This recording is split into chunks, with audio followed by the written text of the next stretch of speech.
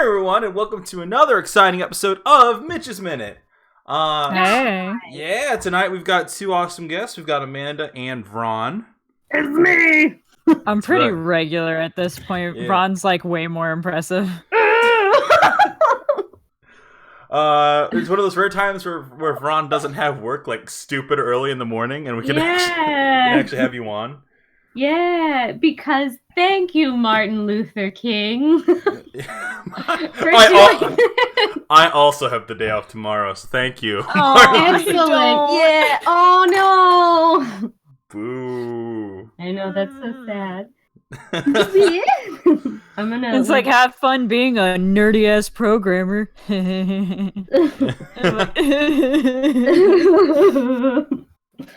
Better than being like a super annoyed me. No, it's all good.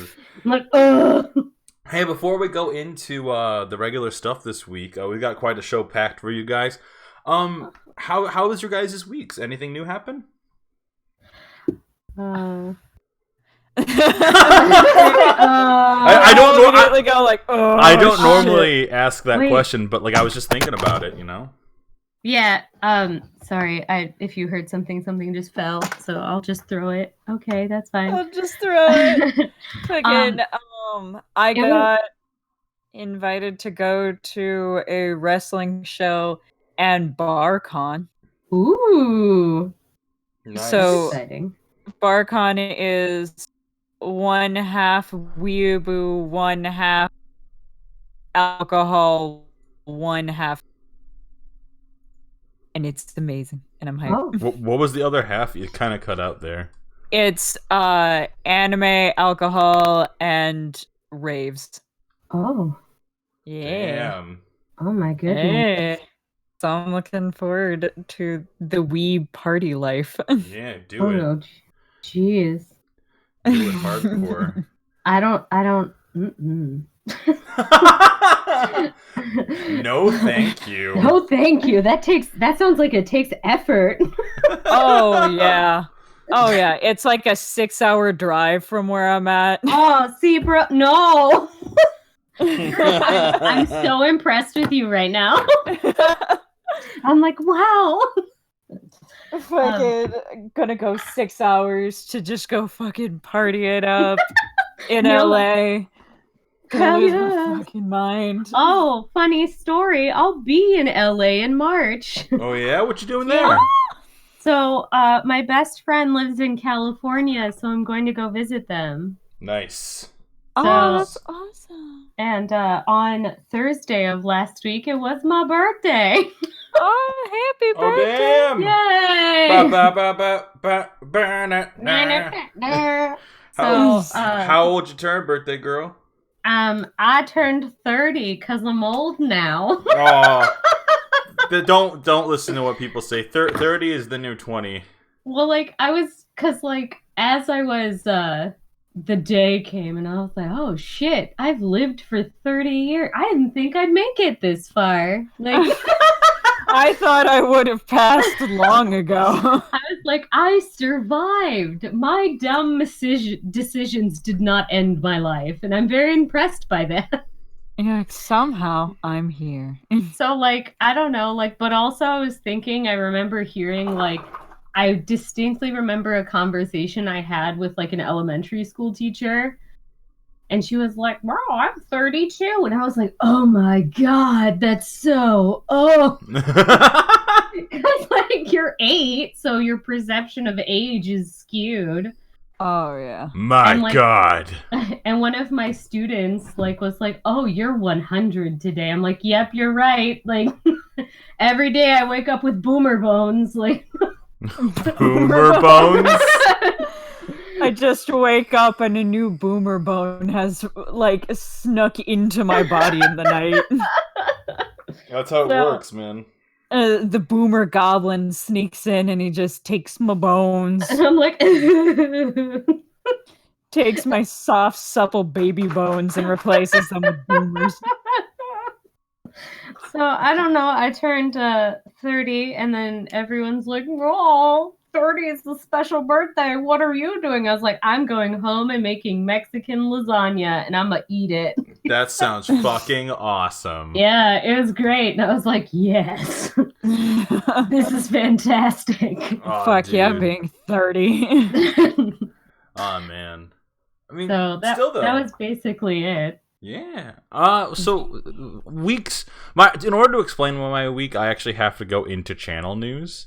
Oh, okay. Okay. Yeah. So we're gonna cut over from our regular opening to channel news. Channel news. Channel news. Aww. That's right.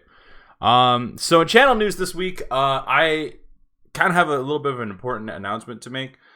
So nothing is like super solid, concrete right now. But I have been offered a pretty hefty promotion at my job. Ooh. Yay. But it comes with a little caveat of if I take this, the show might become a little unstable for a little bit. Okay. Just because I might not have enough time to do everything I want to do. Mhm. And so I took the job. Like, don't get me wrong. Like, I have to do all the things to like get it and then actually do it, and that's going to take some time. So the show's not going to change immediately. Mhm. But I'm just putting it out there that there will be changes coming up, like maybe in a month or two. And it's not that I want to quit or anything like that. That's not what this is. This isn't like, oh, I need to bail because it's too stressful. No, it's literally Mitch likes to get money so he can keep affording to do the show. Right. And because that's how it works. All these games we buy for the show cost like cash. Right. As it turns out. Yeah, as it turns out. We don't have the fabled game tree. Oh man. Game tree. If only. We're all like, why? I've heard of this, the game fly. I planted Mario Odyssey in my fucking garden like years ago. Why won't it grow? What's happening? Oh no, what happened? I need to add more Gears of War. Oh, jeez. What's happening? I planted Overwatch in my backyard and the Chinese flag appeared. Oh no. Oh. Send that back. Yeah, send that one back. That's right, everyone. Aren't you excited for a Chinese New Year Overwatch event? I've never felt more cynical towards it. Like, just because I don't even know what that is. it's like a whole thing. Anyways, channel news wise, this week you're gonna get the regular stuff. Oh, Thursday is not going to be Persona. Gang and I mentioned it before, but Gang's got something going on the 23rd, and so we're not gonna be around. But I'm gonna see if I can get something like Fadangled together, whether it's like just playing a game of Gwent or something like that. Like, we can just have some fun. And that pretty much covers all the channel news. Me and Vron, we're gonna start recording the new Toma route. We actually got a comment that said we should probably exclusively use a guide for Toma's route. Like, that's all right. That's so I'm not sure if you want to do it like we did the other routes, where it's like we just kind of winged it, and then we got the end we get, and then we try again for true route. Oh no, I don't know. That kind of worries me. Apparently Toma's route is a little trickier than the other routes, and also there was like an interesting detail that got dropped at the end of the Shin route. Apparently, one of the comment. Let me go ahead and pull up the comment before I'm just like, yeah, some dude, some person, human thing. Yeah, some human. Oh, my someone favorite. left a comment. Yeah, someone Stoic. Oh yeah, Stoic left the one that said, "This isn't a spoiler. They pretty much straight up tell you in other games. It's just implied in this ending." Oh, because that's right. Because Amnesia Memories, it does have sequels. Right. But in this universe, Toma committed suicide. No. Yeah, isn't that crazy? Oh my god. That's so I guess that's confirmed in like a sequel. So or like something. the route we just did. Yeah. So God. Toma. Right, he tried to kill us. Right. Essentially. Yeah. So like Oh, sorry, that was this. No, you're fine. You're fine. We did it. We did the route. Yeah. So Toma couldn't have us, because we were with our other childhood friend, and he grows jealous. And I get that is why I really wish the sequel, like, because they did that with Dramatical, right? Right. Dramatical has a sequel game that's fully translated, and you can play that, and it gives you more context for endings and stuff. That sounds super interesting. I would want to know. That's so sad. Oh no! I had to, like, for a hot second be like, oh my god, that's awful. Quietly Googles who Toma is. He's like, no, not Toma, the blonde one. Oh god. Yeah. No, so like in the route we just played, like, Toma and another broski are childhood friends.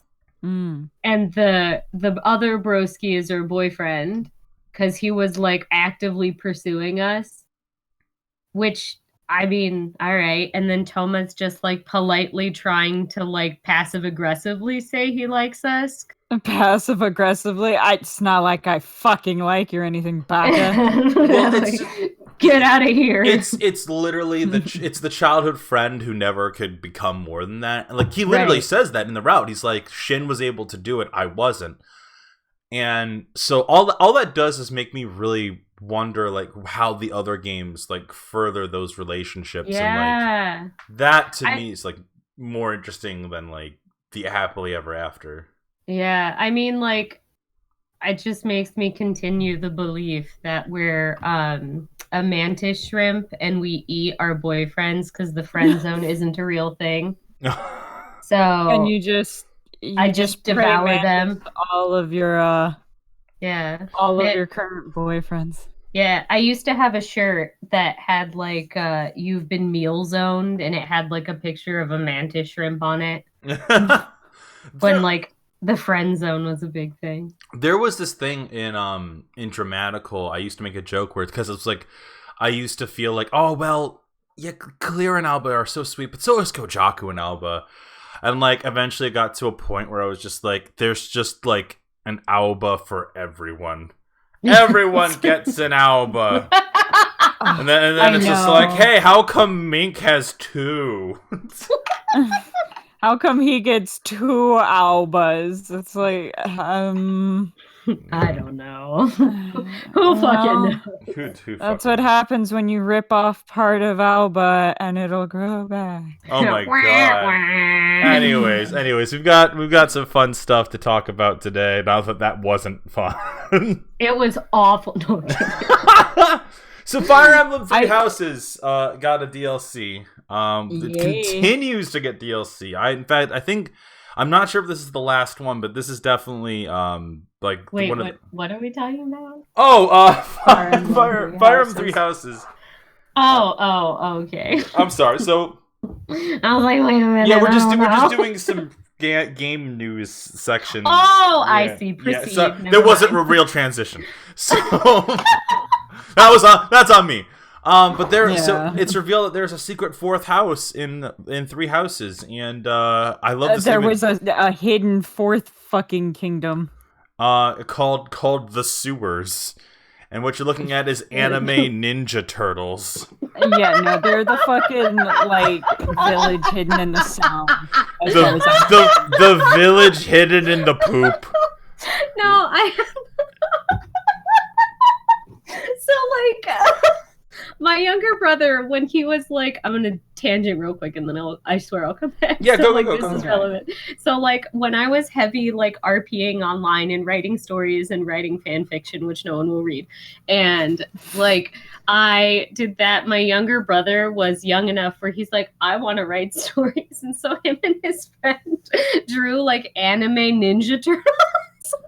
Oh. And I thought of that instantly. We were like, oh, it's basically, and I was like, yes, it's so, like, apparently these guys, like, live underneath the church, and, like, what? Is there a particular reason? I guess that's the mystery. It's the mystery of this 4th house. I'm gonna be honest, Mitch. The only thing I know, because I didn't want to, like, spoil it, for myself was that the houses, all I know is that there is the fourth house, what their name is, and what they look like. Past that, I did not know they lived under the church.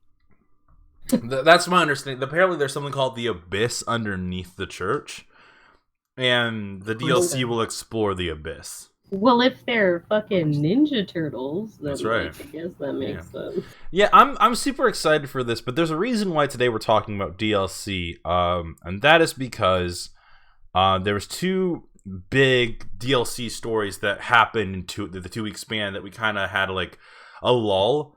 Because last week I did an episode talking about The Witcher and talking about The Mandalorian and all sorts of shows and the Deathstroke and stuff.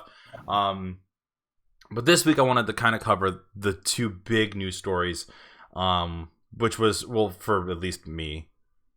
And that was the fact that there's three. Fire Emblem got a DLC, which it continues to do. Byleth got into Smash, and somehow. I mean, the game was popular. The game is still super popular. Like, I like, the reason I want to talk about it is because I feel like there's two different mindsets. Like, we had two different news stories about DLC, and it was polarizing both times. So Byleth gets into Super Smash Brothers, and either people were super on board or people hated it. Because there's the people who are like, oh god, another Fire Emblem character. And then there's the people who are like, yeah, another Fire Emblem character. And then there's people who are like, eh. And I'm of the mindset that's where I sit. I'm like, I'm happy that Dr. Tigbit got into fucking Smash Brothers. I know, good for the good doctor. But like it's just I guess it's just hard to kind of, it's hard to understand why people are mad, because from my perspective it's like this. Byleth isn't the last character announced. There's 6 more characters, or not 6, there's 5 more characters that I think are coming out. So like the fact that one of the slots is for Byleth makes entire sense to me, because Byleth's game last year is one of the best games like that came out in 2019. Everyone was talking about Three Houses. Everyone was super loving it. Like, memes were made about it. We're still doing our playthrough of it, you know? We're not the only ones still doing the playthrough, too. Exactly. Right. This game can be replayed multiple times. There's fun social aspects. It's a good strategy game. They reworked some of the Fire Emblem elements so that it fits more for a mainstream audience. I feel like it's good. It makes sense. And it's not like there's going to be. It's not like Byleth was the last one and that's it. There's still like a bunch of characters that are coming out. So like, I don't know. I guess I guess I would say just wait. Literally just wait. Yeah. And then you'll get what you want, maybe. I don't know. I know. I mean, like, it's okay. Calm down. You will get more. Because I know a lot of people were complaining, like, another sword fighter. And yeah, another sword fighter, but I don't know. Maybe it's just me, but maybe don't complain about gifts. It's a gift. I mean, I guess you could argue that the people who bought this, like, we're gonna get into this. We're gonna switch over from the Smash story real quick. We're gonna talk about Pokemon. So, for example, let's just get kind of this out there. Pokemon announced 2 new DLC packs: Armor of Isle and I can't remember what the other one was. Armor or Isle of Armor. Armor of Isle.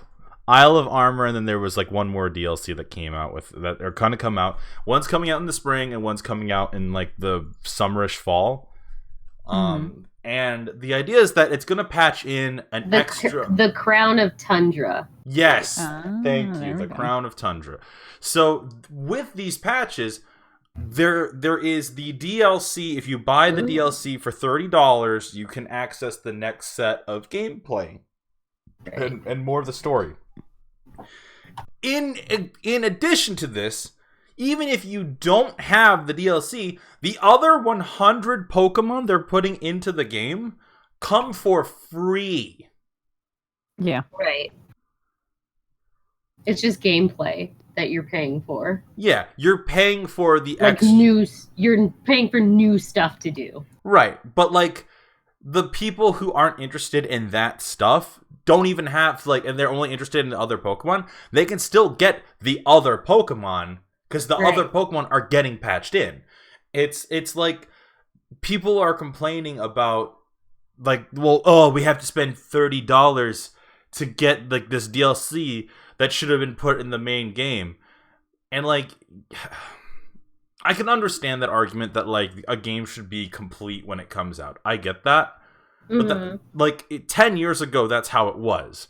When a game came out, it was super done, and then the idea of DLC was a possibility, right? But I feel like you're getting a lot, like, and obviously I don't know if we are gonna get like the right amount, but just the fact that you're getting a patch of 100 fucking Pokemon for free, yeah, and then another 100 when the next one comes out. Like, I don't know. It feels worth, like, it warrants the price tag. Like, the gaming market has changed since the 10 years, since 10 years ago. So, I don't know. What do you think, Ron?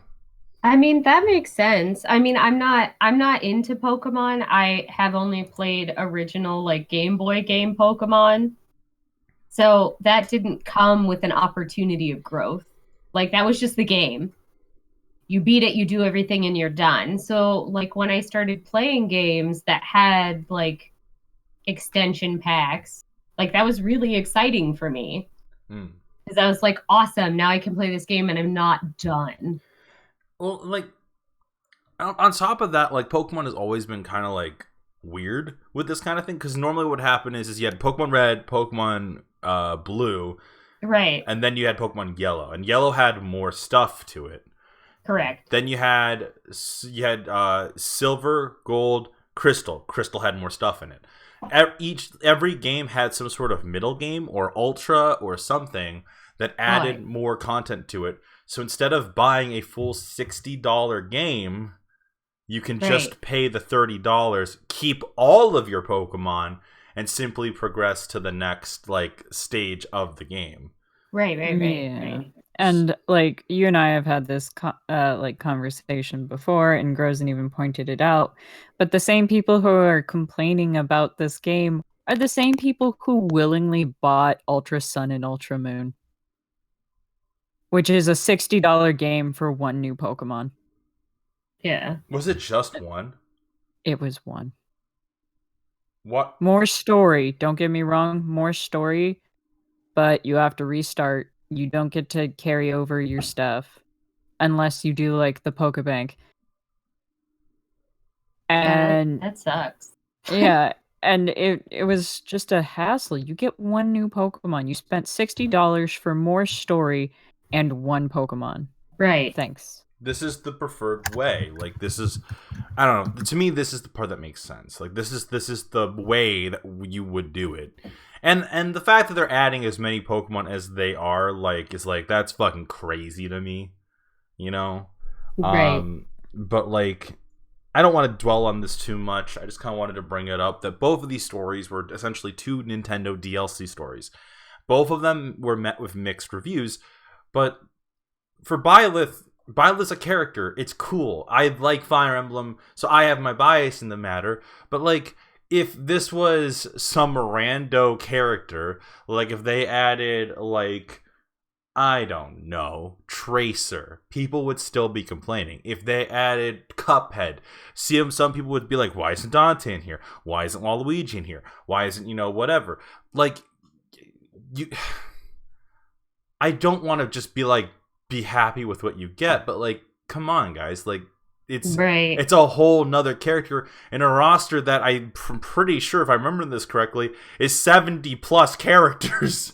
Right. Well, like, I don't think the argument of there just being like, oh, another swordsman, like that, there are a lot of there are like 60 characters.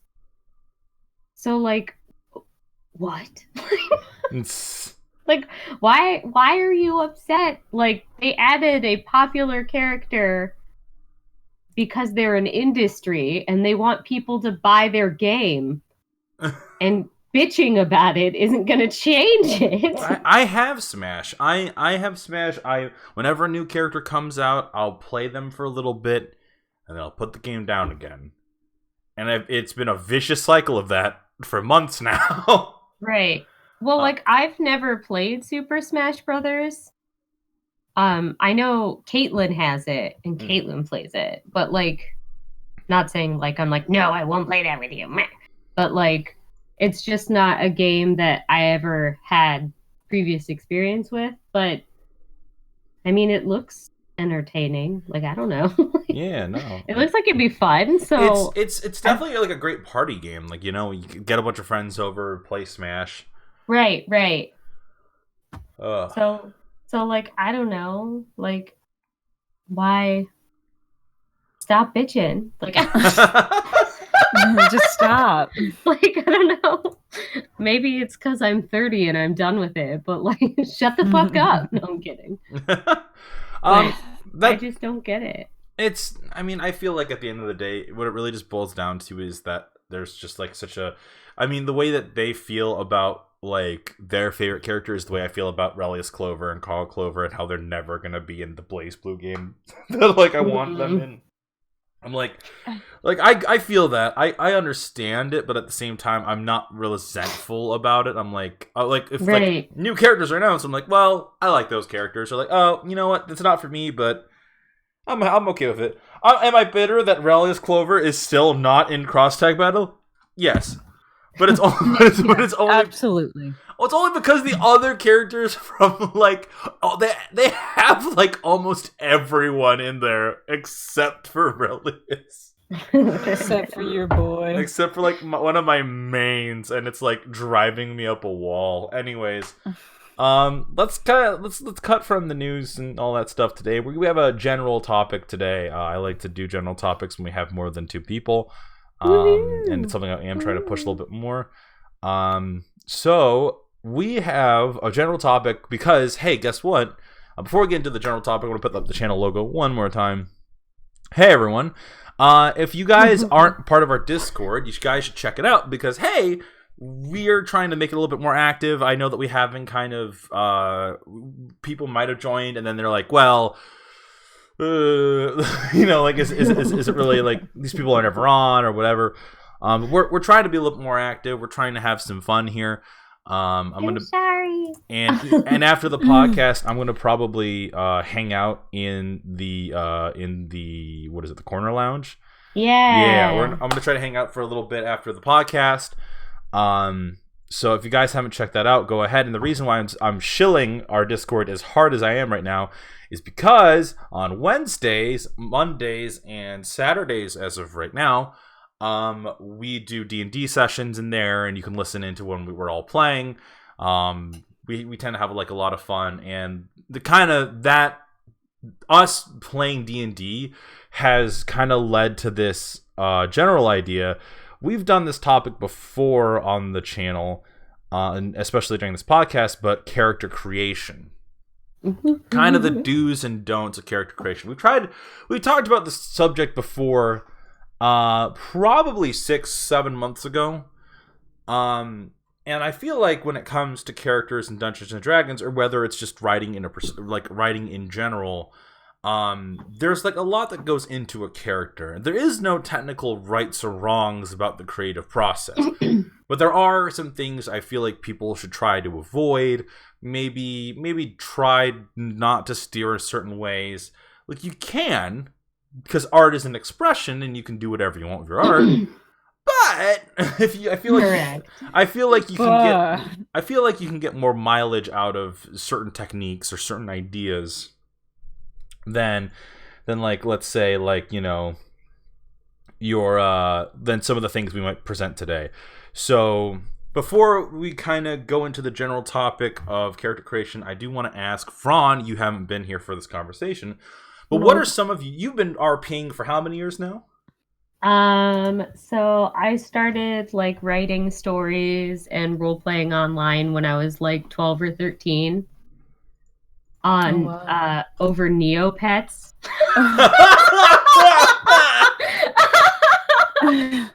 Oh. So like Oh. I would set up a forum and I would establish a world and then I would manage the like players that making sure they would adhere to the rules. Um and I mean there I have seen many of people not like I didn't hate anyone for sure. I try very much so not to. Um God's help me, but It's hard. It's hard. Like I I know. try yeah, so hard not to I just. I do. Ugh. And like so right now I am the like my most active site is I help run a Harry Potter RP website. And I am one of the oars. So I uphold the law and then another one is I am the what's it called? Head of security in Starfleet Academy online RPG, and I make sure everyone follows the Prime Directive because I have a book from the 70s that says Oh my all the God. Prime Directive. So when I'm like, you broke the law, and they're like, prove it, I take a picture, and I'm like, bitch. So out of fun curiosity, like how much traffic do you get on these sites? Like how? So for the Harry Potter RP website, we have 542 members. Son of a bitch. And not all of them are active. So I think there are only like 300 and some odd, but people can have multiple characters. Mm. So we have 542 characters. And on the Star Trek website, we have 124. So that's still a lot. And then so I'm part of what we call is the Starfleet Council. So on the Starfleet Council, there are 8 members, and we determine the site plot, the time period, like we decide the overarching site plot. And when like people who are part of the site have a really good idea, I always try and incorporate that as best I can. One of Okay. the one of the things we don't do is involve specific characters. Like every character is assigned a ship, a position, and they have their units because that's what we call them. So basically, the main ship team is part of the main unit, including head of security, head of damn it, the doctor, Damn medical bay, it. head of engineering, and then Oh, the head of CO? yeah. So like we just make sure there's a head of all those if we can, and then the main bridge crew, and then they're allowed to participate in their own ships. Sometimes ships meet, sometimes they dock together, sometimes. So we go on a sister ship rule, which is ships always maintain a sister ship. So they go together to enrich the lives of one another. I So mean, like I don't know what I was expecting to hear, but ships docking was not one of them today. so sorry. The sisters, the sister ships dock, and I'm like, You're like, wait a all right. minute.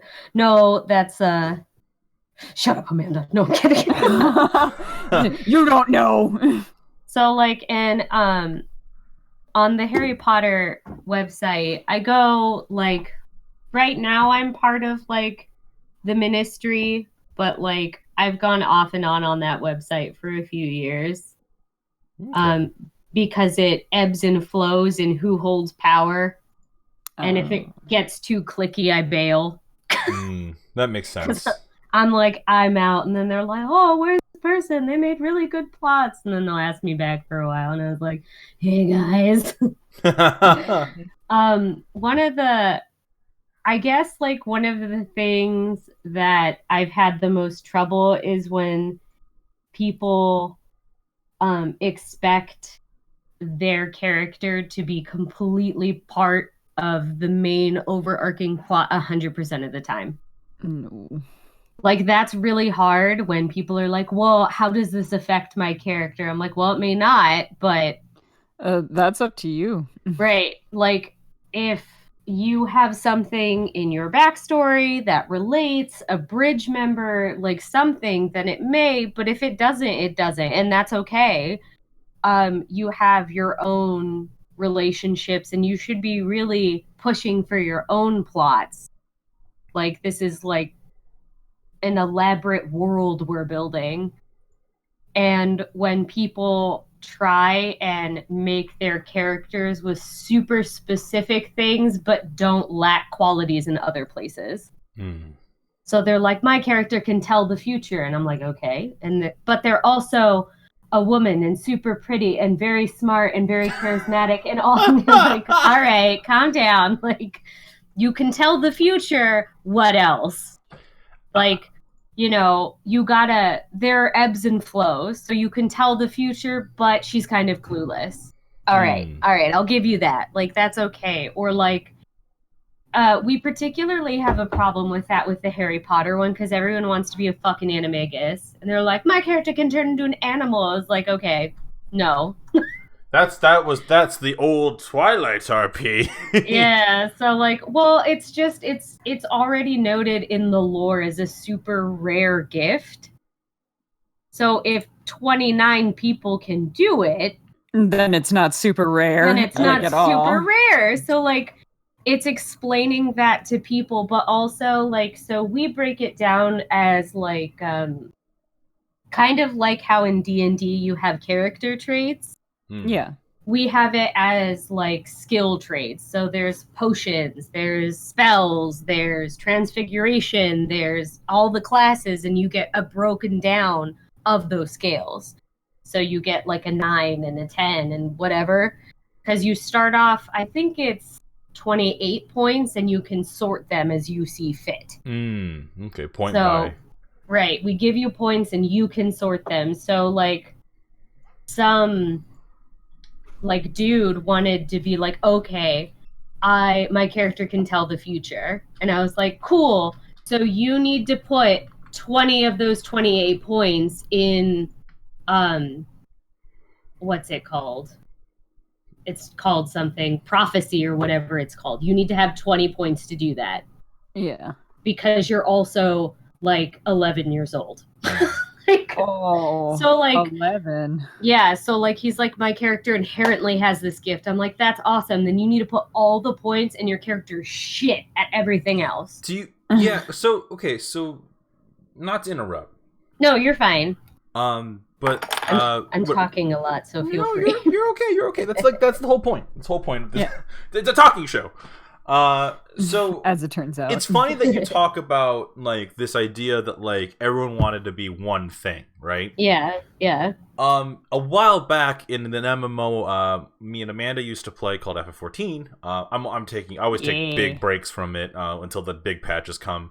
One of the things that happened with the latest expansion last year was they introduced a bunny girl race called the Vera. They're tall, they're tall, slender, live in the magical forests. And one of the things that people were complaining about is like, why is there only female Vera?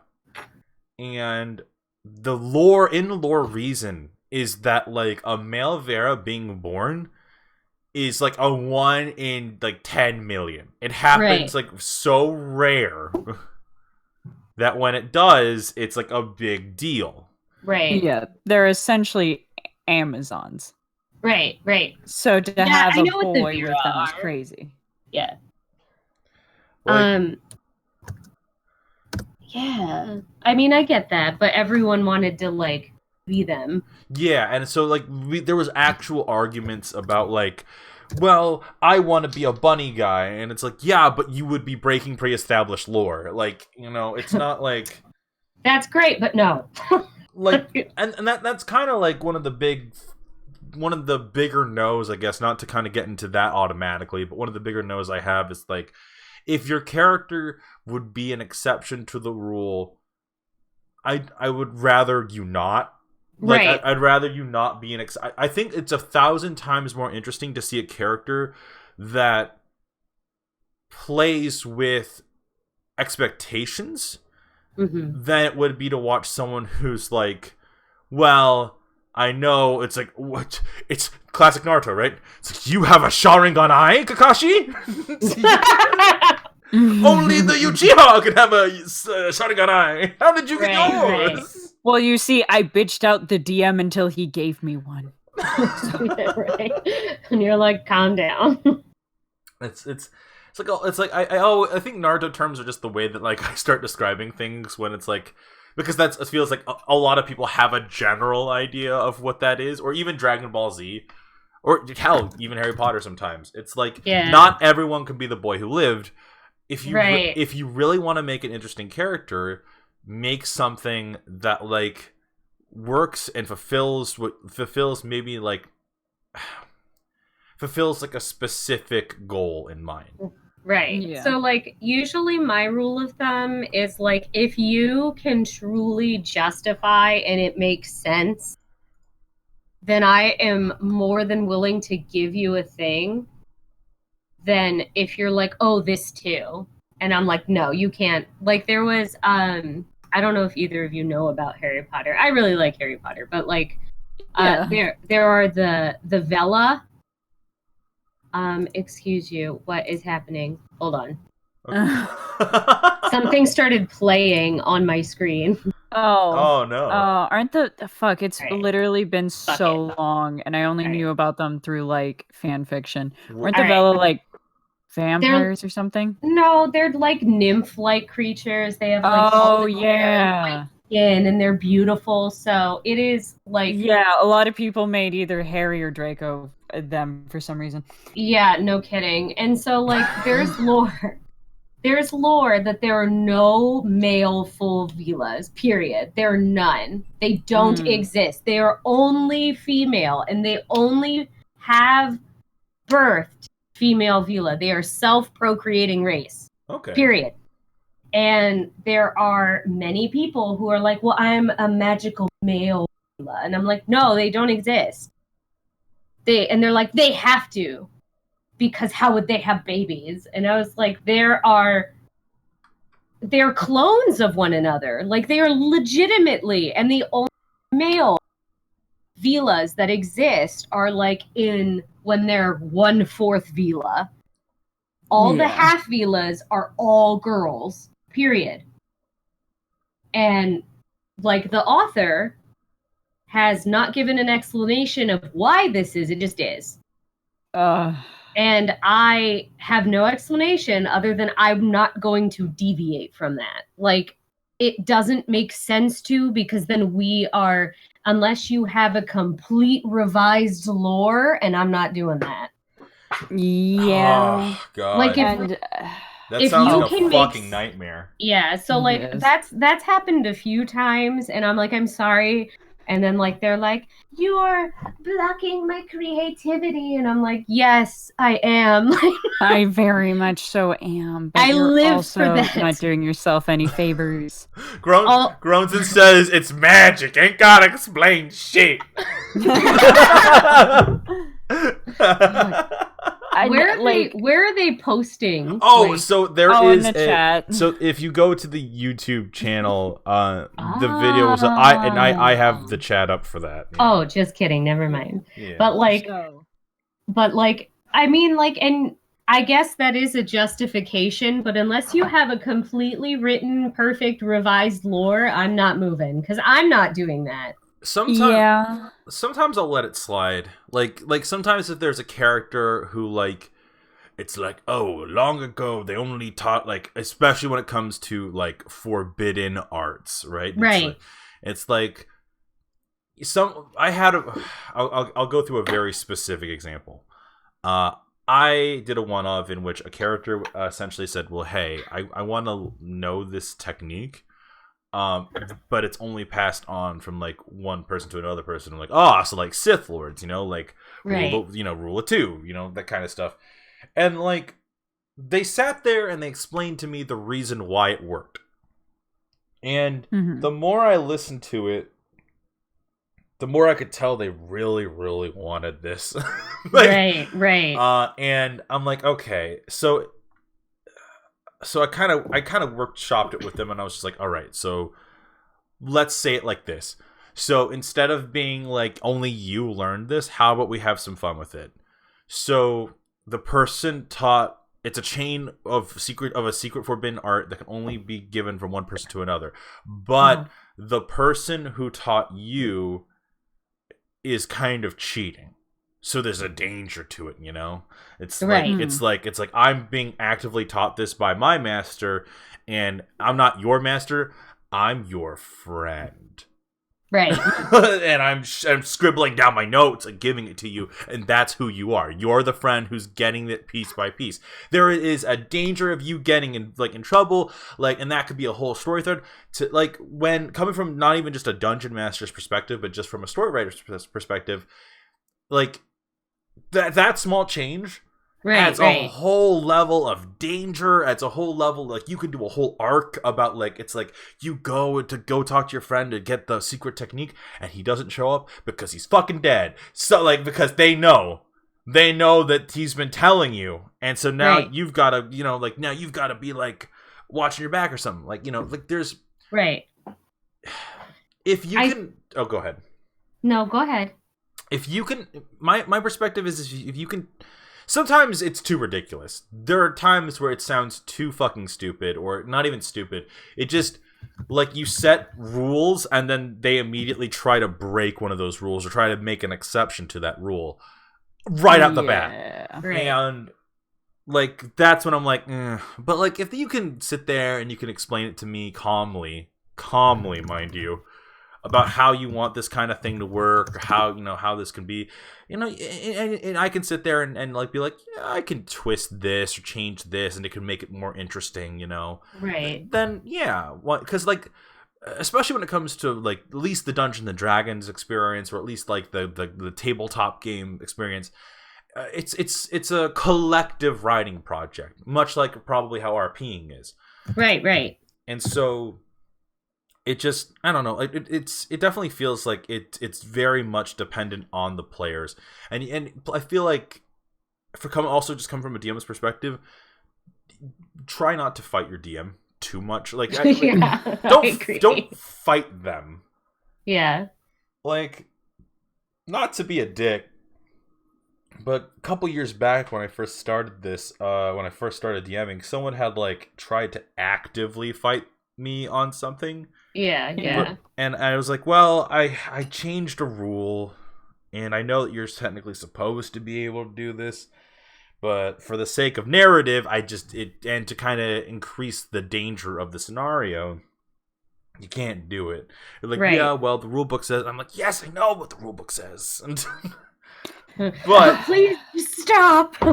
It's like I had a really bad rules monger, and because I wouldn't even call them like.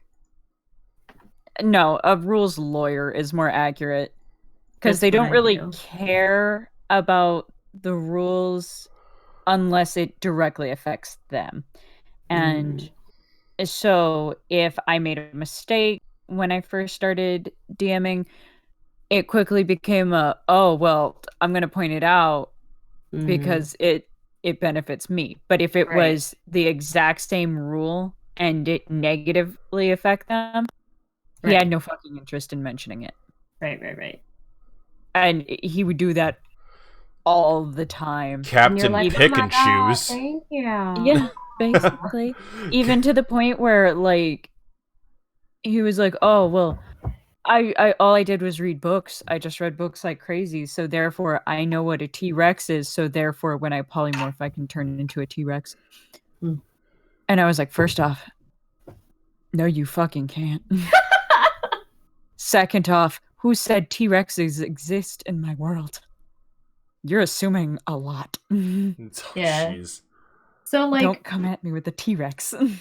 I think, like, I don't know. The only like I wouldn't say the only. So like there was a person in like the Harry Potter site that I'm on, and I don't know if it's a girl or boy, so I'll just call them they. Yeah. They came to me and they were like, "Hey, I want a Vila half breed, but hold on." And I was like, "All right, well, But hold on, because I know.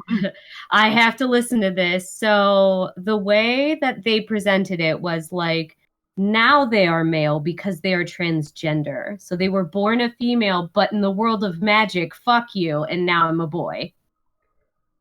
And I was like, okay, I will allow that. That's an acceptable way to explain this difference on why it exists. Yeah. Because you acknowledge that this race is only like female, but like any kind of non-binary sexuality or gender relationship can exist in the overarching world. So they're like, okay, I'm going to allow this, but I'm not going to allow it in frequency. And I'm telling you now, like, we'll go by, because I mean, time moves faster in our world. Like, a year is 4 months.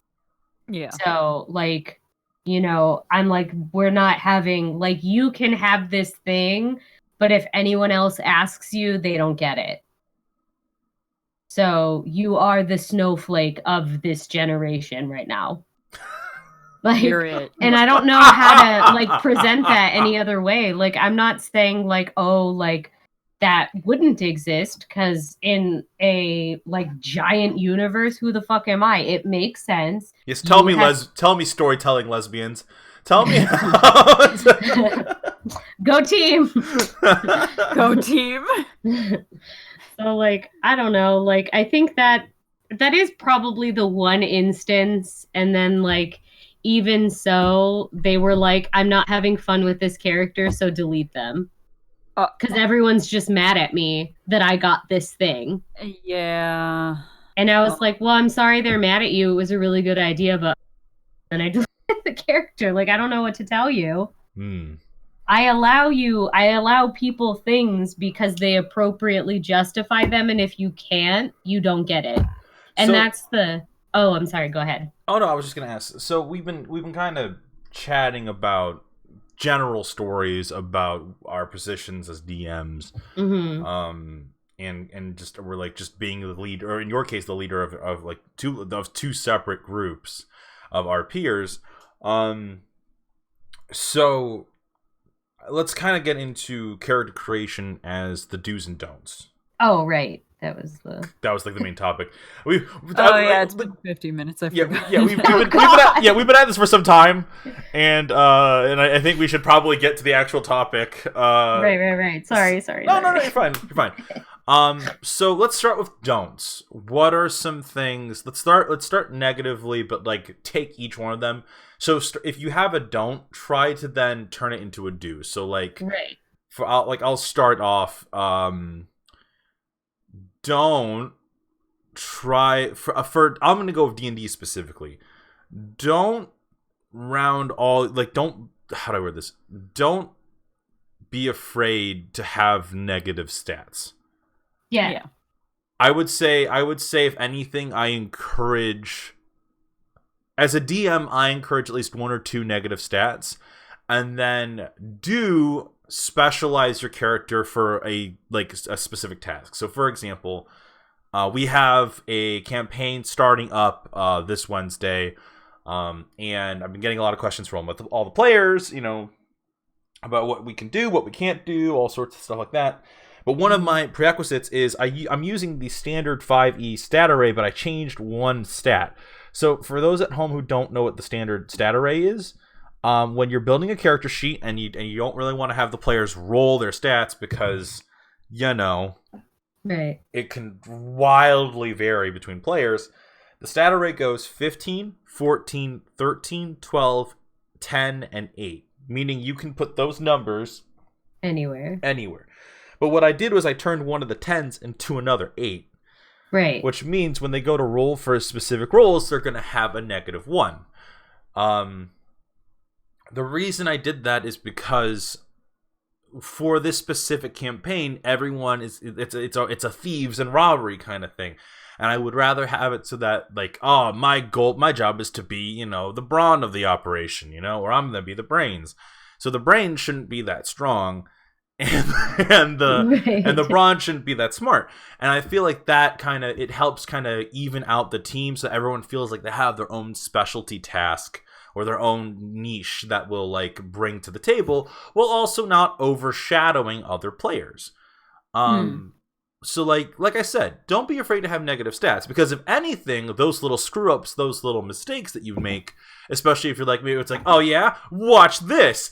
I can throw a knife just as fast as you can. And I have like a negative to my my dex or my strength, and I try to throw something and it fucking fails. There's like comedy that comes with that, right? Like in dire situations, obviously you don't want to be trying to do that kind of stuff, but like it helps fixate on your strengths. It does not help that you've already warned us that, like, hey, if you fuck up real bad, that's just your nickname for the rest of the campaign. Right. So one of the bits for Caverns and Coins is their first mission is a setup for their nicknames they're gonna get for like their nicknames can change based on what happens, but like the idea is like, let's say Nate, right? Nate's playing the Brawn. He has this big club. He's going to go in there and he slips on some mud when he goes to strike someone, and now he's on the ground. Makes sense. So I had this joke that was like, all right, everyone gets a nickname. You're Hawk, you're Eagle, you're Slip and Slide. You're Slip and Slide. Slip and Slide. I enjoy it. Yes, yes. So like, it's one of those things where it's like, I feel like that'll help with, right, like with just strengthening. So that was one of my do's and don'ts. What about you, Fran? I would say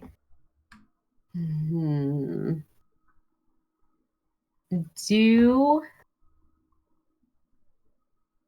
give like your character a very distinct personality, but don't be afraid to like give them shitty things too. It's kind of the same. Like, I don't know, if your character's really outspoken, like being a liar and having a character arc about it is a good thing. Yeah. Like that provides momentum for like, and just because your character has a bad trait doesn't mean you have a bad trait. Yeah. Like a lot of people, I guess, do write your character based in truth, but don't mirror your own personality. Because that means like that you can't, like, I have found that players have a hard time disconnecting from character. Like, I have played a paladin every single time I play D&D because I am a lawful good person. And it is the easiest for me to play. And I find it extremely difficult to play characters that are not lawful good. And so part of in my D&D is to play characters who are not lawful good, because that grows me as a role player, as a writer, as a character creator, because then I have a basis.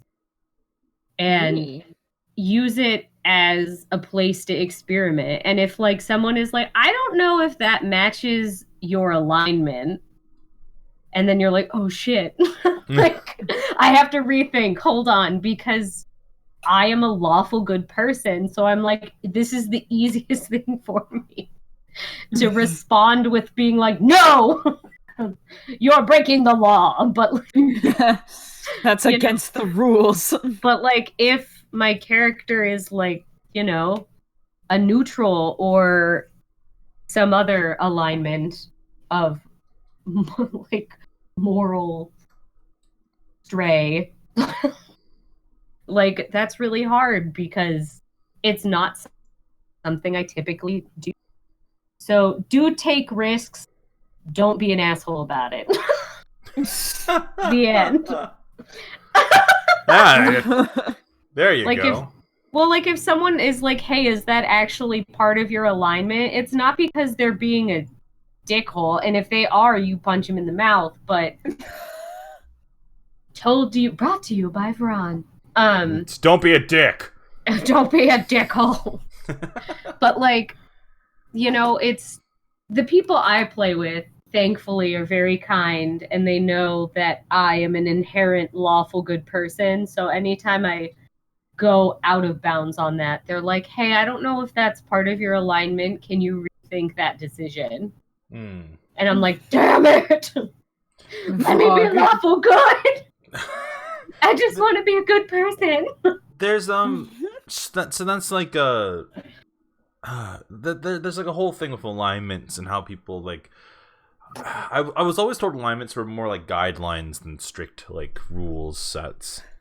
I mean, they are guidelines, but like it depends what the overall goal of the actual like story is. So if the story is to become like a better person, then like obviously you're going to go from a non-lawful good character to a lawful good. Yeah. But if it's that you're a thief, like that's a whole different thing, you know? Yeah. I'm actually having all the players in Caverns and Coins start off as either neutral or evil. Oh, okay. And the idea is that Ron's immediately like, oof. Oh god.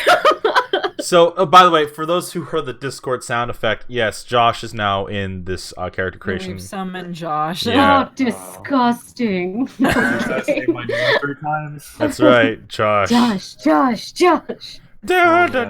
Actually, I think the exact phrasing was, don't be an asshole, don't be an asshole, don't be an asshole, Josh. And he's like, oh. No, so how this works is we're talking about character do's and don'ts. And how we're kind of going about is each of us are going around saying a character. So like we talk about the don't and then we try to turn it into a do. So mine was when you make a character, especially for specifically for D&D, don't worry about having negative stats. If anything, I'd say at least have 1 or 2. Do focus specifically on one thing you can do instead of don't be a spread shot, try to be a sniper shot, try to focus in on that one thing. Because I think that was just all I had to say. Was like I think that like by doing that you create a much more interesting character, because then because one, you're good at what you do, and two, that gives you an opportunity to then develop your character in other ways in terms of interaction, in terms of development, in terms of how you're feeling. You're not worried about trying to be also super good at spell casting or something like that. You have like your one thing. I mean, and you can also try to spread it if it's story related, but try to focus more on the development of one task before you start spreading. And then Ron was mine was like don't base your character by mirroring your personality, but do base it in truth. So like I have a really bad habit of always being lawful good as a paladin in D&D because that is the easiest thing for me to do because I am a lawful good person. So I don't have to think on decisions and I don't have to follow guidelines because I know so easily. Like I've played enough characters that I'm like, oh, this decision is easy for me. So using RP or tabletop or writing, I play a like lawful evil or a neutral evil or a neutral, like, which is harder for me as a person, but it challenges my story writing. Does that make sense? Yeah, definitely. I think everybody always wants to be able to like write that character that doesn't resemble themselves at all. Right. Just to be able to prove to themselves that they can do it. Oh yeah. And that's extremely hard to do when you have no basis. So, more props to people who can do it, because I can't. Like, I have a very hard time. So I'm like, I can't be mean. That's a child. And they're like, no. No, you have to slap that orphan. And I'm like, ah! That's what you signed. You signed up for this. That's like the opposite of my problem. I have such an issue playing fucking lawful good characters. I legit go, I want to fuck them up. And then I'm like, I can't. Oh, like I feel like I live like in like a kitten world where I have so much compassion like for others that I'm like, who would ever do that? Me. It's me. I would do that. And I'm like,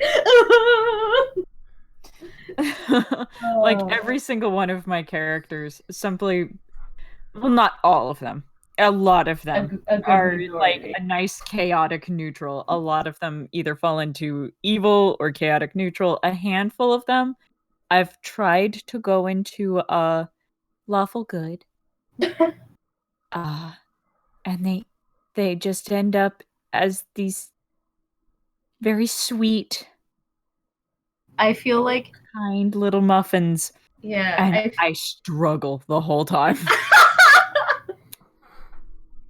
I can't think of, I don't even know, like the sweetest little cinnamon roll is who, like, I'm like, I am young and innocent and I think the world is great because I am also 30 and think the world is great. So, like, I'm just please like, give me some of that optimism. Right? It would be a better life that I could You live. sound like you got a lot of serotonin going on. Oh, jeez. it's the medicine, don't worry. Shit. Oh no. No, so Josh, what is your do and what's your don't and how do you turn that into a do? Man, springing this on me all of a sudden. Well, we can have Amanda go. She hasn't gone yet. No, Yeah. I guess. Yeah, shut up, Josh. Oh shit! I knew it. You told me to come on, and then like you're gonna shit on me. I like how immediately Ron's like, "I'm sorry, I'm sorry, it was just a joke." No, everybody understands. I'm the Literally, when you came in, Stoic literally put in the chat, "Josh, you heartless monster." No. Don't worry. I was born to be this demon that I am. Oh my god. Oh my god. But yeah, I can go through mine really quick if you want a minute. I think I've got one actually. Cool. This one like that's more generalizable to like writing in almost like a character in almost any field, but it also is a little bit relevant to D&D too, which is you have to be mindful at all times when writing a character to write them to the strengths of the medium that you're working in. For example, it's something where if you're making like, I don't know, a comic, you're going to be speaking your character, or your character is going to be speaking mostly through visual language, right? So having a distinct visual like silhouette and being, unique in that way is a definite plus. But when you're writing a character for a D&D campaign or for a radio drama or for, paper, just like writing, it's something where the visual aspect isn't necessarily the most important thing. And if you are going to have a visual component to your character, you want to make it pretty simple, easy to grok, because you don't want to just stop the story in its paces for a bit and go, this man with like Technicolor socks and like his hair in ribbons and like this elaborate braid and yada yada yada. It's something that you have to make it so that you can work and like communicate what your character is about easily in just like what you've got to work with, be it speaking to other people to describe your character or describing your character through action.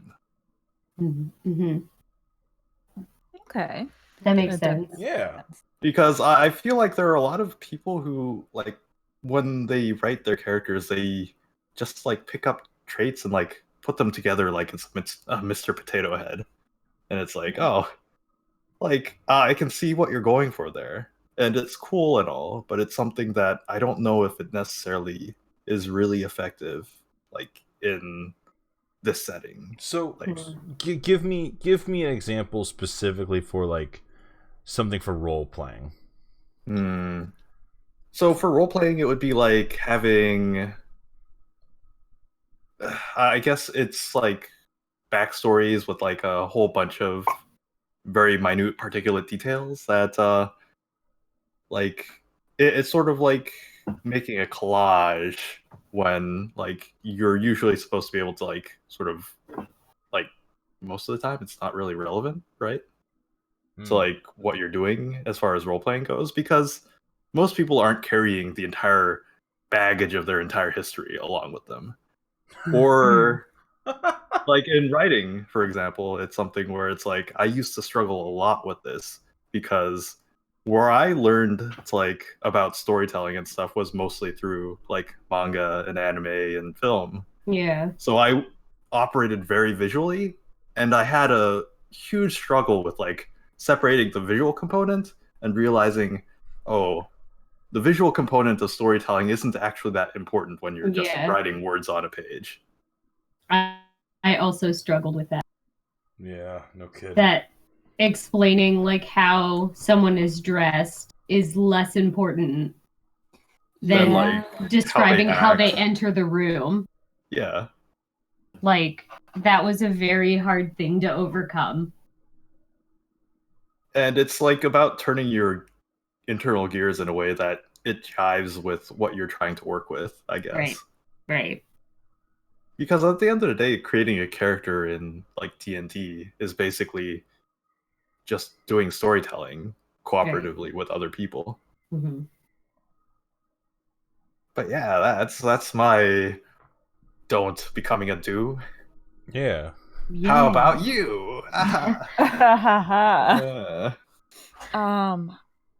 Mine is perhaps more for like how a player would figure out how they're going to work their character in, if that makes sense. Don't be afraid to talk to your DM. Yeah. You need to discuss with them. Maybe. But Mitch is frightening. I don't want to talk to him more than I totally have to. Oh no. He's scary. But, maybe fucking, like, Mitch has a Call of Cthulhu campaign. Maybe Mitch wouldn't be cool if I pulled in, like, a 1920s-esque character into his modern-day campaign. Maybe he doesn't want, like, an Amazon explorer that fucking wants Aztec god monsters in his thing. Right. Maybe that doesn't fit with the story he's trying to tell, and you need to kind of be aware of that. And I mean, definitely you need to ask and see if they can work it in and see what jives for both of you. Because if you don't let them know and you're just like, oh yes, and my parents found the Quetzalcoatl from the Aztec Mayan. What? Ah, yes, I see. Yes, did you I know? see. This has nothing to do with my bug monsters, but okay. But all right. But okay. So, like I said, you need to ask your DM, and your DM can explain the yeses and nos and kind of explain themselves because your DM is making the game for you. Right. They're not writing like the story just to satiate themselves. If they were, it would be a book. Right. Because at the very least, then all of the characters would behave like they wanted and not be crazy munchkins all the time. It's so you hard. need to like, yeah, It's so hard. it's really hard, but you need to ask your DM. You can't be afraid to talk to them. If you need information, if you want to know if you can work this out, and especially if you are that rare snowflake, that 1 in a million, Yeah. you need to talk to your DM. Your DM will help you. It'll either help you or they'll try to set you on the right path or explain why you can't or why you can, and you two can sit there and figure out how your character fits in the world. Yeah. And that's important because it's a story for you, it's a story for your DM, and it's a story for the other players. And I think that's a thing that people forget about a lot is you're not the only player. You have 2, 3, sometimes I've seen 7 other people at that table. They're there too. Right. So you need to ask your DM, you need to figure out how you fit into the world and how the world fits with you. And also you might want to learn how to function with your other players. You can be the lone cool wolf, don't get me wrong, but you have teammates.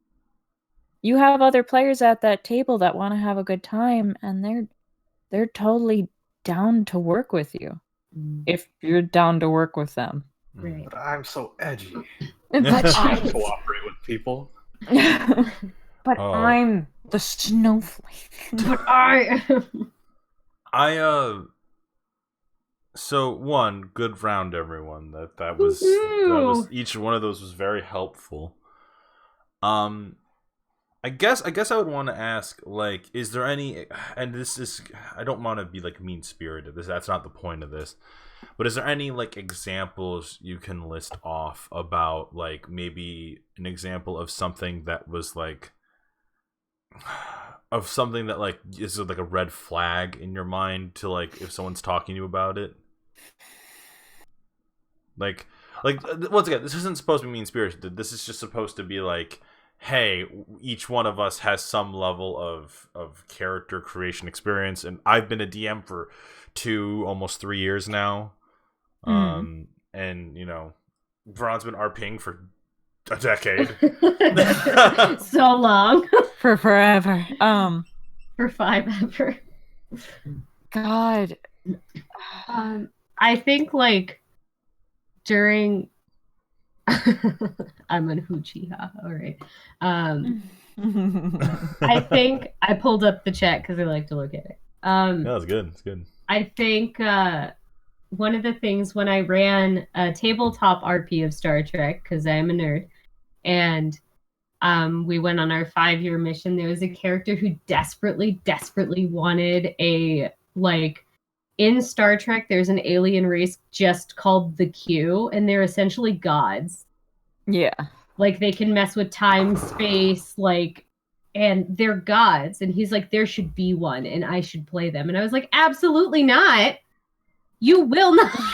Like, I do not. You cannot play a god. Like, that's not, like, I am God. Like, that is the point of me providing this plot for you, and I'm not going, because in a visual way that was very entertaining to watch in Star Trek, but in like a role play, I just slammed my pen down. I'm so my outrage. I am God. No one else. Well, like in a tabletop format, you're missing that visual element. Yeah. Like, I cannot actually bend space and time. So, like, like, I can say, like, you're suddenly on a chessboard and, like, that, but there are other, like, Star Trek already allots itself to do situations like that. Having a character that specifically does that is irrelevant. Yeah. So, it was a very odd... at the end of that 5-year mission, we did not come back together. that gentleman excused himself. So, out of curiosity, not because I have to know, how long did your 5-year mission last? 2.5. Okay. 2.5 years. Okay. I was like, Jesus. 2.5. You got halfway years. through. Yeah. Well, like, because it wasn't actually, we completed the entire 5-year mission in that time. Oh, okay. So, like, time moved differently on the board so we completed the 5-year mission, and then like I still run them for 4 members of the original 8. Okay. And not because like only that dude I'm not friends with, because he was a dick waffle. Jeez. he was mean. Yeah. And he's like, you don't know what you're doing. And I was like, okay. Then you plan a 5-year adventure. Yeah, so and yeah, that's kind of I think that was the worst, was having a player who was so obviously upset that I would not allow this one thing, and it like colored his whole experience. Yeah. And I was like, I will give you so many things. But Just- You're not allowed to be Jesus. yeah, you're not allowed to. I'm sorry you can't be a Q. That'd be awesome, but no. So this just means that the moral of the story is that we need to find compliant, subs as Right. players, right? So that we can just dom them all around. No, Oh my God. like there are a lot of things that like I'm a Trekkie, though I do like Star Wars because it's a new age and I can like both. Only neckbeards say I can't. Yeah, whoever still is like, you can only like one or the other, they are in their 60s. Yeah. They are like, they're the age of the divide no longer exists. JJ has It's all in bridged the the past. gap with a pile of shit in between. The great JJ has And either side of that bridge is on fire. he bridged the gap with 50 Shades of lens flare and then Oh. left it. yeah. The lens. There's like a magnifying glass near the lens flare, and it starts to burn both the universes up just a little bit. It's a little toasty on Lens both. flares and redoing scenes, but with different characters. Oh my god. Yeah. The film's talk, it's just going up in flames, guys. I don't know. We just need to do more reshoots. All right. I'm sure it'll work. More footage. No. So. Cats had DLC. Why can't I? Oh my No! god. Oh god. Don't. No one asked for this. All right. So how about this? I was gonna kind of continue with that school of thought, but I almost worried that we've been a little too negative. I'm sorry. No, not. I literally asked for you guys to share these stories, so like I'd rather. I kind of want to end the subject on a little bit of a lighter note. Like all this complaints, all these things, all these pieces of advice we gave to you viewers tonight, we're meant to improve the game. Yeah. And so how about we share some really solid moments in our campaigns, and I'll go first. So we do a Nordic themed campaign called Conquest of Kings. Everyone essentially in that campaign is out to get each other. Like it's a Game of Thrones style kind of like fucking like bid for power. It's fun. It's wild. Why can't everyone? What was that? Why can't everyone just be friends, Mitchell? Because he wants to watch us fucking battle royale it out and kill each other. Gladiator mice. You have the only one who wanted to be friends left the session.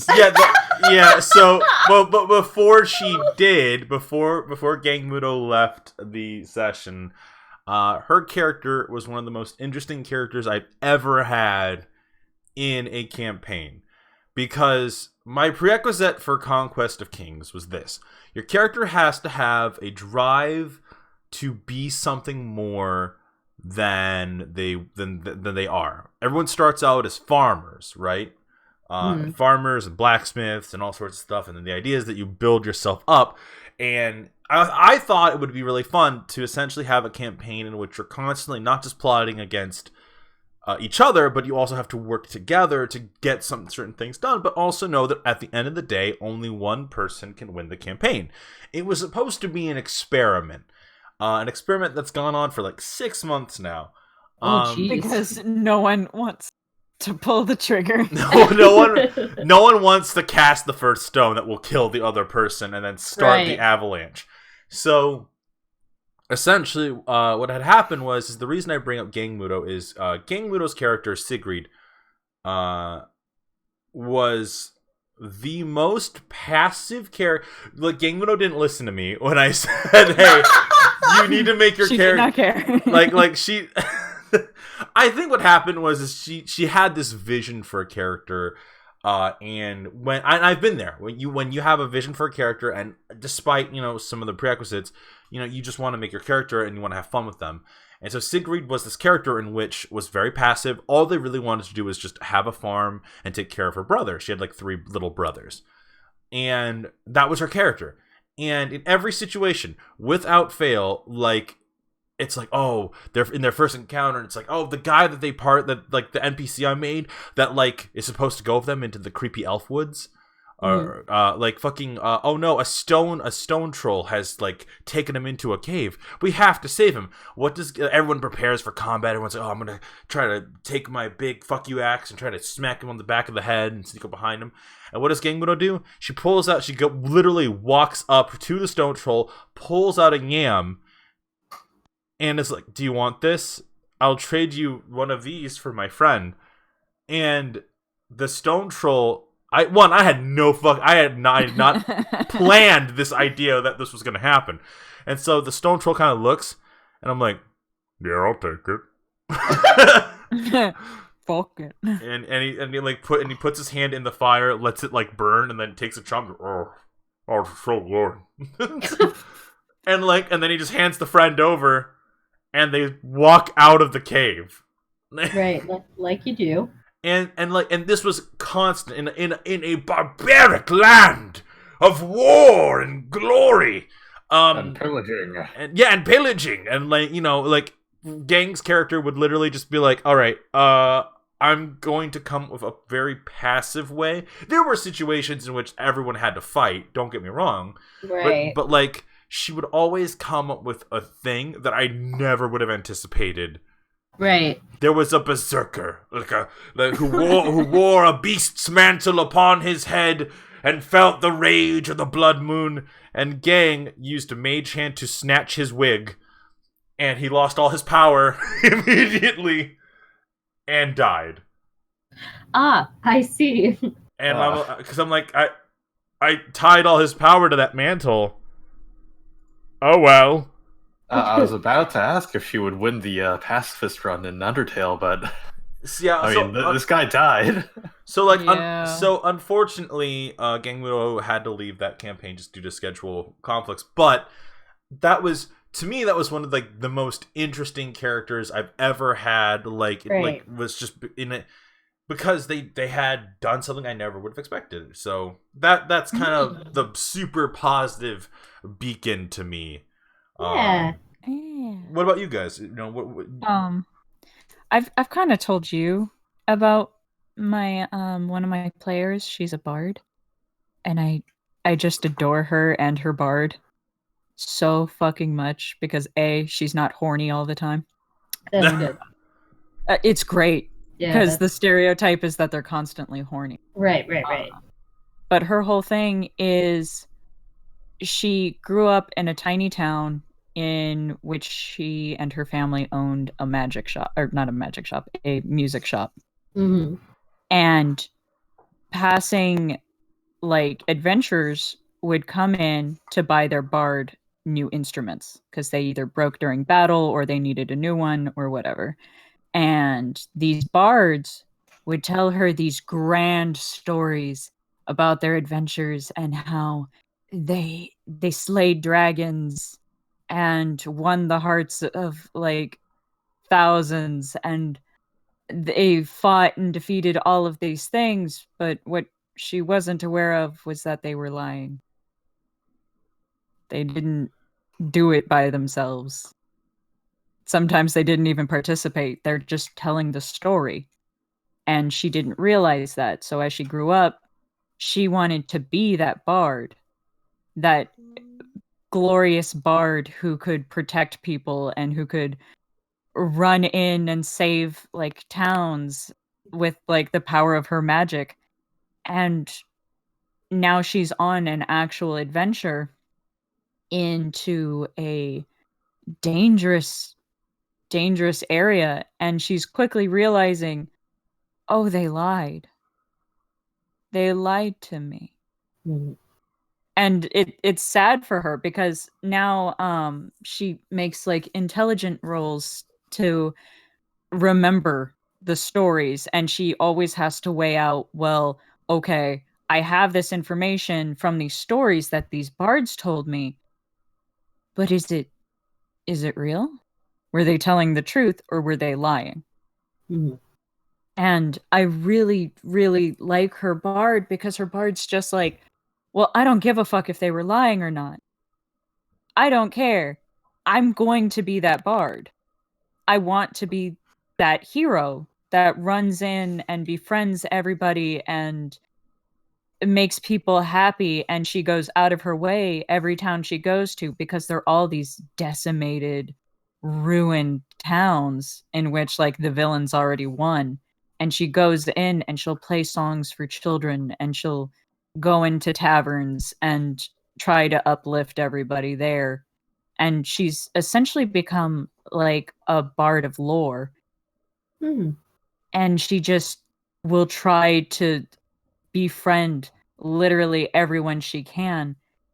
And yeah, Stoic, she's basically becoming her own hero because her heroes weren't what she thought they were. And it's very, very sweet. And she literally she pulled a friendship is magic moment in my dark horror campaign in Gotta which be the change you want to be or see. Yeah.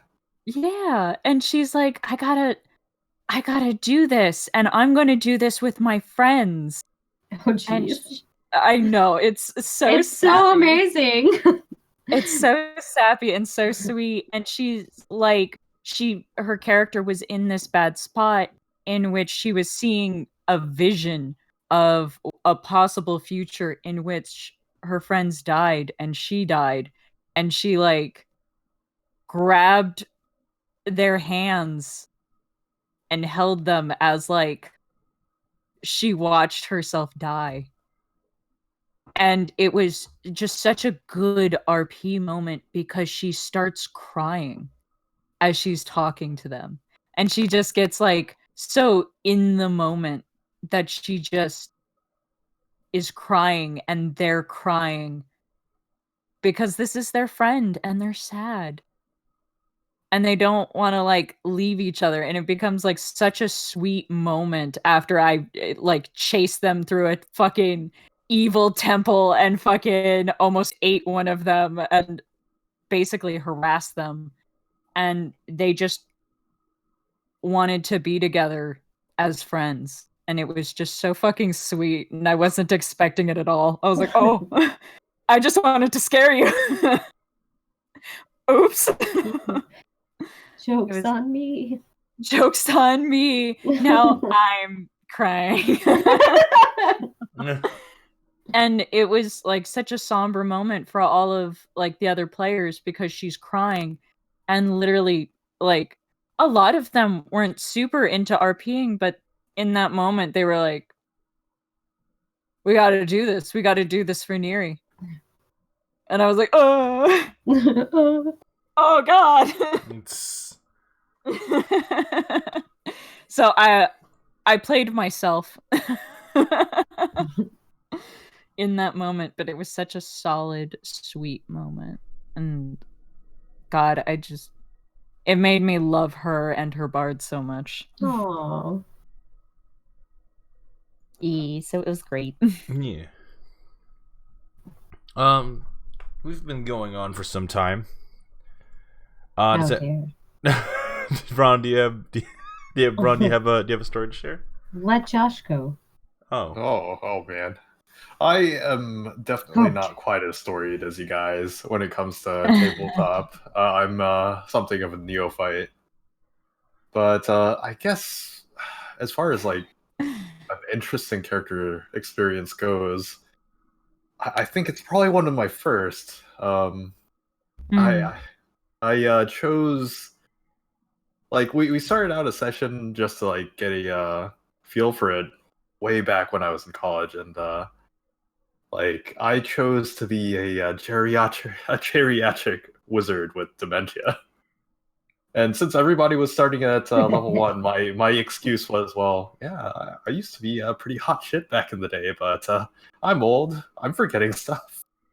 I barely recognize anybody that I run into. So I just literally RP as somebody who's mistaking everybody for everybody else and throwing out random names. But honestly, this was an excuse actually to submit a blank character sheet. But but That's the a DM good was a good excuse, sport, though. and we had a lot of wonderful improv that resulted from that. You know, me throwing out random names like, Shane, is that you? All the time, and eventually Shane did show up, Oh and Shane had an yeah. evil plan. Oh no, it's actual Shane. Is that you, Nate? Is it? Oh, I can't see so well now. But it's something where I think a lot of it is just experiences where you can cooperate to build this beautiful thing. Yeah. It is so nice. It's Um, nice when those moments get to happen, when like a side thing becomes like super influential in the actual Like, story. D&D is essentially a game of pretend with rules on a rules engine on top of it. Oh yeah. And I think the same etiquette that applies to a rule of pretend apply in D&D, Yeah. where you have to be able to give and take. That is so nice. I just keep gushing about my fucking bard. that's a really good story. That's a really good experience, I should say. Yeah. I think the best experience I ever had was watching two of my friends who hated each other, like in real life, become friends slowly. Aww.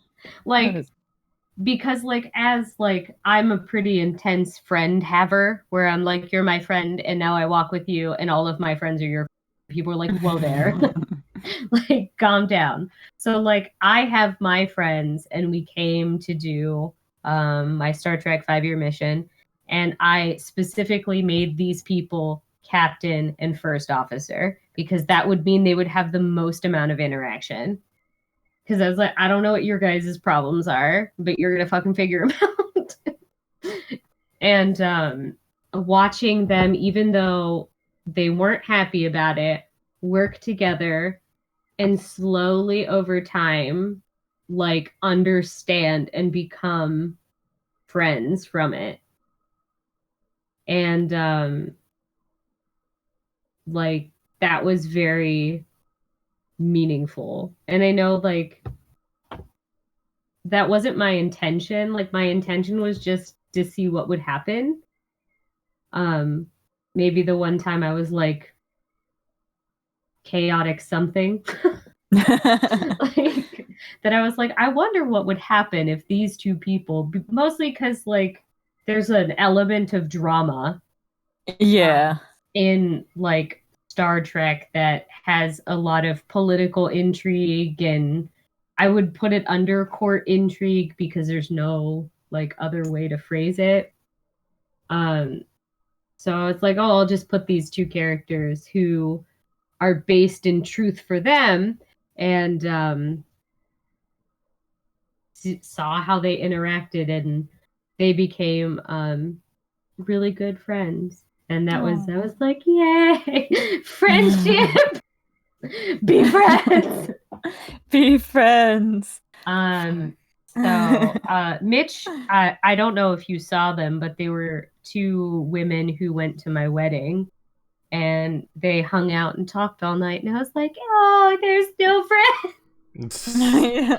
So Nice. like, It was I think that was the fact that like cuz like you also have to understand that like you're dealing with people and it's harder in my opinion to remember like you're dealing with people when you're not face to face with them. Yeah. But like that's a person and sometimes people don't get along, sometimes they do, but doing something that you all have inherent interest in is always a great way to bridge relationships. Yeah. So that was my story. The end of It's Rainbows. really sweet. D&D has like such an interesting ability to bring people together. Yeah. My friend was stationed in Japan, and we knew each other throughout high school, and D&D was the only way we really got the chance to interact and play games together. And I don't know. Maybe that's why I like the Bard story so much, because even though we couldn't see each other's faces, Mhm. like my friend who is stationed in Japan, literally like thousands of miles away, was still just so affected by my Bard, by Yeah. her. I keep saying my Bard, my player, my Bard. More She's mine. specifically. Yeah, it's just so sweet. And I got like a call from her boyfriend later, and he's like, "Why is she crying?" Why? Fucking because apparently we ended the session shortly after, and she went back into their room, and she's like, "Amanda's got me fucked up." Oh no! And you're And he like, called me, yes. on. Meanwhile, the rest of us are still crying, and we're like, it was just so. Oh. But yeah. But So me and Amanda's were friendship is magic. Yeah. And I'm okay with that. Yeah. So we're gonna end today's episode on this positive note. I can't emphasize enough, if you have not given Dungeons and Dragons or any of those board games, Pathfinder, Call of Cthulhu, a try, definitely see if you can get a couple of friends together and try them out. They even have a Star Wars one now. The rules are a little weirder, but They have a Star Wars one now? yeah, Oh, yeah. it's been out for some time, I guess, but I try looking up the rules, and I feel like unless like I'm sitting there with it, like it's hard to understand. Yeah. But if you have like an interest in anything, there's almost always going to be like a tabletop RPG for you. I mean, that's Fucking- fair. Yeah. Because I keep seeing Stoic talk about Warhammer. I fucking love Warhammer. Don't even get me started. Amanda's Jeez. like, my time! Oh my god. Yeah, every time Stoic is just like, so the Primarchs, and I was like, oh, the Primarchs. Jeez. Every time. All right, And guys. it takes everything within me not to talk about Is it. there anything you kind of want to leave the audience with tonight, guys? Is there anything you want to say? Fuck. On the spot. If you really have an interest in Dungeons and Dragons, absolutely go for it. Dungeons and Dragons is made for everyone. Yeah. And Yeah. it doesn't matter like who you are, how old you are, what your interests are. It's out there and it's for you. Yeah. I've after DMing for 2 years, it has been one of the most fun things I get to do every week. I feel bad for some of my players though.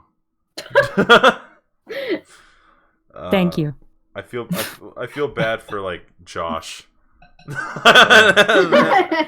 Good. May the pity flow through you. Yeah. Fate has destroyed like there was a period in time in which just because I wasn't willing to break my own rules, Fate just kept fucking Josh just real hard. Oh no! But like it's been one of the most fun experiences I've had. And hey, I know we had this conversation 6 months ago about character creation and stuff like that, but I do genuinely like to talk about it. I love to talk about it with different people, kind of get different views on it.